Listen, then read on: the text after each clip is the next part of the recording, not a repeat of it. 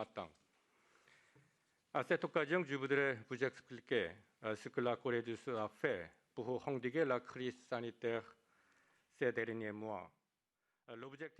جێگەی خۆشحاڵیە لە بەردەم ئەندامانی ئەنجومەنی پیرانی فەڕەنسا ئەزمموی کۆریای باشوور سەبارەت بە چۆنەتی بەرەنگاربوونەوەی ڤایرۆسی کۆرۆنا بخەمەڕ بێگومان گفتوگۆ و هەماهەنگی و ئاڵگۆڕی زانیاریەکان سەبارەت بە ڤایرۆسی کۆرۆنا لە نێوان وڵاتانی جیهاندا هەنگاوێکی کاریگەر دەبێت لە پێناو دانانی سنوورێک بۆ مەترسیەکانی ڤایرۆسەکە پێویستەوە ئاشکرا بکەم کە حکوومەتی وڵاتەکەم لە چوارچێوەی ڕێنمایی و ڕێکارەکانی لایەنە تەندروستیەکان هەرزوو هەنگاوی بەرەو جێبەجێکردنی کۆمەڵێک ڕێکار و ڕێنمایی برد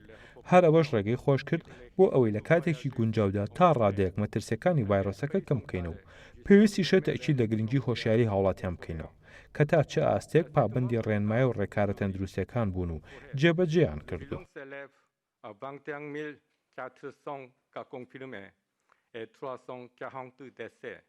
Dans un pays qui compte 50 millions d'habitants.